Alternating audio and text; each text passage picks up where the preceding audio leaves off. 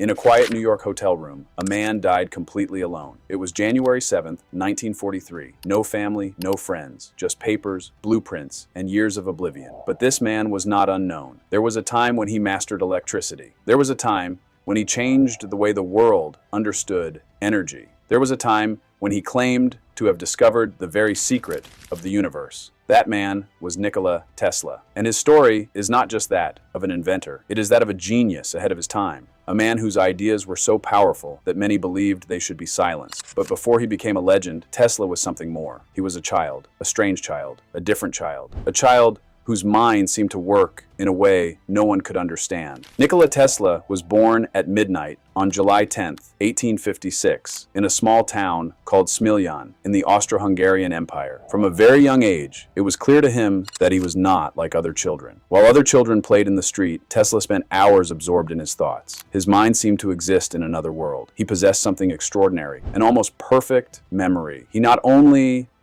remembered what he saw, he could reconstruct everything in his mind. He didn't need to write. He didn't need to draw. Every image, every equation, every machine he imagined was etched into his brain with absolute clarity, as if those machines already existed. Tesla possessed a seemingly impossible ability. He could imagine an entire invention without ever having built it. He saw it in his mind with absolute clarity.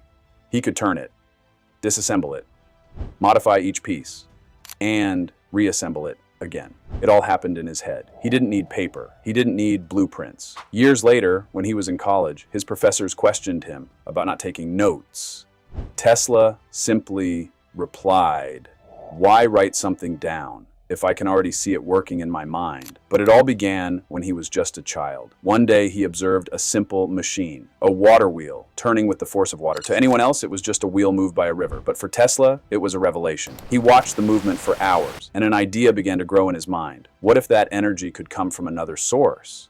What if there were an invisible force capable of moving entire machines? The answer came soon after, in the most unexpected way. One night, while petting his cat, something strange happened. A small spark jumped between his hand and the animal's fur. Tesla froze. What was it? Intrigued, he ran to ask his father. His father explained that it was the same phenomenon that occurred during thunderstorms: electricity. From that moment on, something changed within him. Tesla became obsessed with this invisible force. He spent hours gazing at the sky during storms, observing the lightning, trying to understand its pattern, its logic, its power. He wanted to discover how to control it, but his childhood was far from easy. His father, a very strict Orthodox priest, had other plans for him. He didn't want his son to be an inventor. He wanted him to follow the same path in the church. And for years, that conflict would mark young Tesla's life. Because while his father dreamed of him becoming a priest, the world was about to discover one of the greatest geniuses in history. Tesla's father had a very clear plan for his son. He didn't want him to be a scientist. He didn't want him to be an inventor. He wanted him to become a clergyman, like himself. Every time young Tesla spoke of his ideas, every time he mentioned electricity, his father would reply coldly, "That's nonsense, Nikola. Don't waste your time with useless ideas." But Tesla couldn't stop his mind. The ideas haunted him day and night. However, there was someone who did understand him. Someone who saw something in him that others couldn't. His mother. Her name was Nikola Tesla. She had no formal education. She wasn't a scientist, but she possessed an extraordinary talent. She was a born inventor. She built tools with her own hands. She designed small mechanisms to make household chores easier. She always found ingenious solutions to any problem. And that talent, Tesla inherited it from her. It was his mother who encouraged him, who nurtured his curiosity, who believed in him when no one else did. But fate almost ended his story before it even began. While still young, Tesla fell gravely ill. He had such a high fever that he could barely move. Day after day, his condition worsened.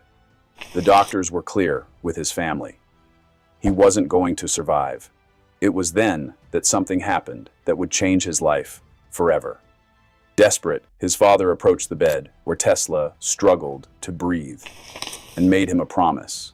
If he managed to survive, he would send him to study engineering. A few days later, something unexpected happened. Against all odds, the fever disappeared. Tesla survived. And at that moment, without the world yet knowing it, the man who would one day challenge the limits of electricity was born and change history forever. Some people live with passions, others live with ambitions, but there are a few, very few, who live with an obsession. Nikola Tesla was one of them. He didn't just dream about electricity, he didn't just study it, he didn't just try to understand it. Tesla said he could feel it, and when something becomes an obsession, there's no stopping it. When he began his university studies in Graz, Austria, it was clear he wasn't just any student. He was brilliant, too brilliant. He became obsessed with electric motors, magnetic fields, and the invisible laws that govern energy. While other students were barely trying to keep up with the lectures, Tesla was already several steps ahead. He asked questions that left professors speechless. He challenged theories that everyone took for granted. His mind seemed to advance faster than the knowledge of his time. But the moment that would change his destiny occurred in something seemingly simple: an electrical engineering class. The professor turned on a direct current motor in front of the students. The machine began to spin. It vibrated. Small sparks flew. After explaining it for a few minutes, the professor smiled and said something that seemed definitive. "This is the limit of technology. It cannot be improved." All the students accepted it without question. All except one. Tesla remained completely silent. Something didn't add up. Something about that machine was wrong. Without saying a word, he stood up and left the room. At that moment, as he walked alone through the university hallways, an idea began to form in his mind. An idea that, if it worked, would change the world forever. Tesla walked for hours. A single question tormented him. It wouldn't let him think of anything else. What if there was another way? What if it were possible to build a motor without sparks, without friction, without the constant wear and tear that all machines experience? That question became a seed, an idea that began to grow in his mind. And the more it grew, the more impossible it was to ignore. He couldn't sleep. He barely ate. He spent entire nights thinking about the same problem. He knew the solution was there, so close, but he still couldn't see it. Until one day, something unexpected happened. One afternoon, while walking through a park, his mind finally connected all the pieces. Suddenly, he saw it, not on paper, not in a blueprint. He saw it inside his head. A completely new motor, an alternating current motor, a system where electricity didn't flow in a single direction, but oscillated constantly, creating something never before imagined. A rotating magnetic field. That field would make the motor spin without sparks, without friction, without the limitations that plagued all the machines of his time. In that instant, Tesla understood something that no one else in the world yet understood.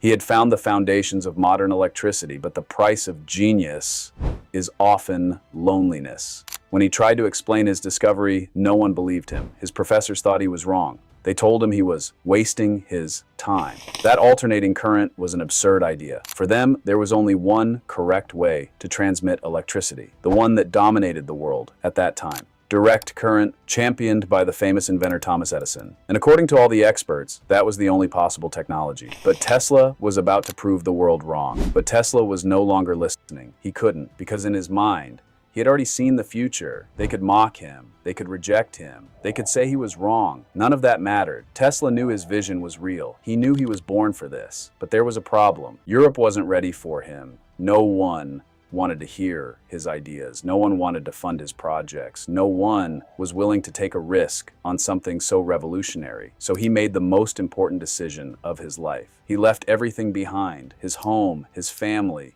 his country, with barely a few coins in his pocket and a notebook full of ideas that could change the world. He boarded a ship bound for America because a man was waiting for him there. A man who embodied power, ambition, and the greatest challenge of his life.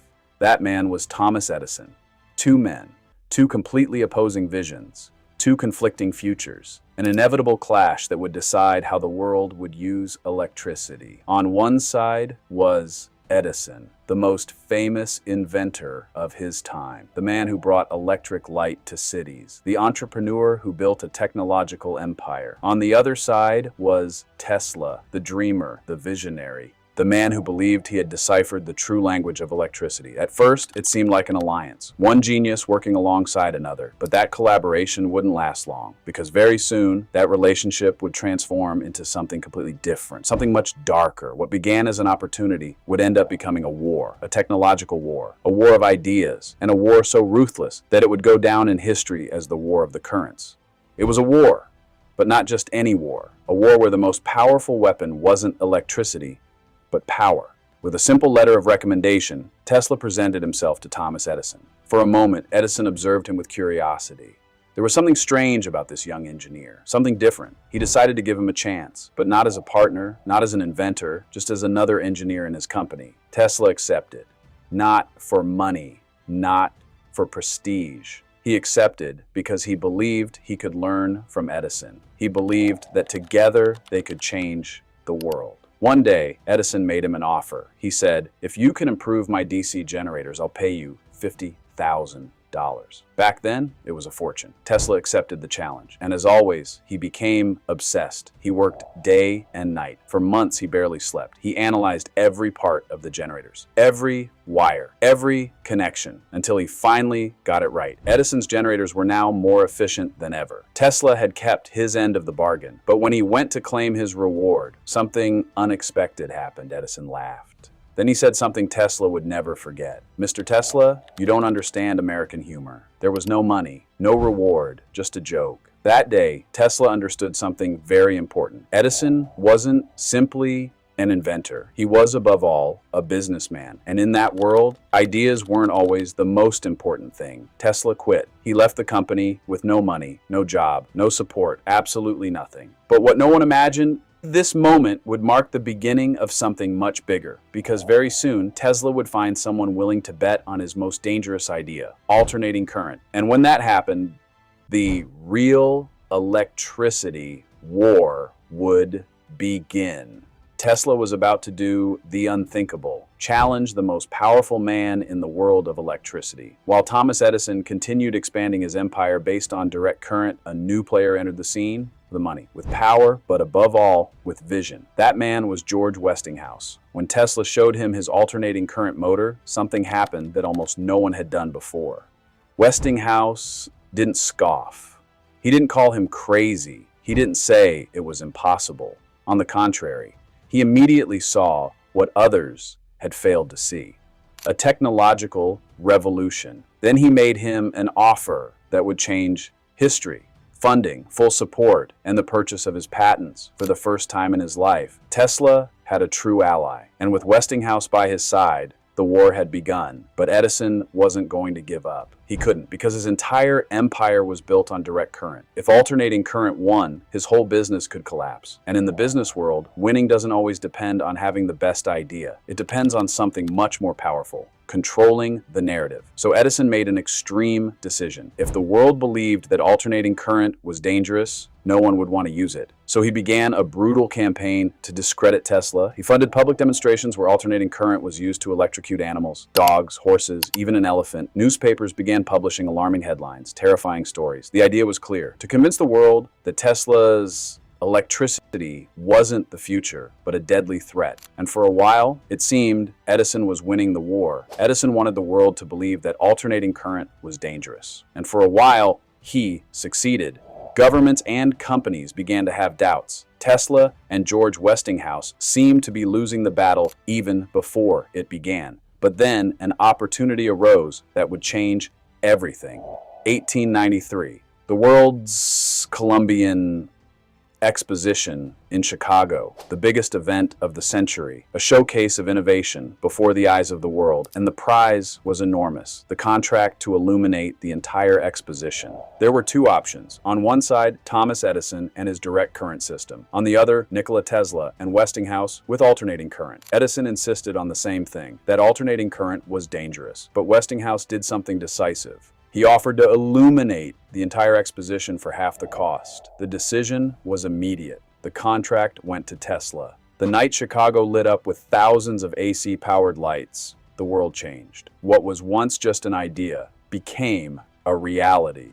Business leaders, engineers, and governments saw it with their own eyes. A sea was more efficient, more powerful, and soon cities began adopting it. Tesla had won. He had defeated Edison. His system illuminated the world. But Tesla didn't want money. He didn't want fame. He didn't want power. He wanted something much bigger: to change the world. And that same obsession that took him to the top would also lead to his downfall. But Tesla wouldn't stop there. He had another idea, an idea that, to many, sounded more like magic than science. transmitting electricity wirelessly. Imagine it for a moment. A world without power lines, without cables crisscrossing cities, without electricity bills. A world where energy flowed freely, like air or sunlight. That was Nikola Tesla's vision, a system capable of wirelessly transmitting electricity to any location on the planet.